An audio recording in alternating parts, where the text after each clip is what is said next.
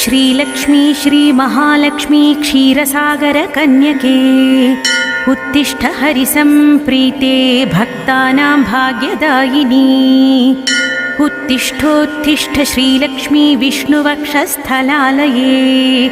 उत्तिष्ठ करुणापूर्णे लोकानां शुभदायिनी श्रीपद्ममध्यवासिते वरपद्मनेत्रे श्रीपद्महस्तचिरपूजितपद्मपादे श्रीपद्मजातजननी शुभपद्मवक्त्रे श्रीलक्ष्मीभक्तवरदे तव सुप्रभातम् जाम्बूनदाभसमकान्तिविराजमाने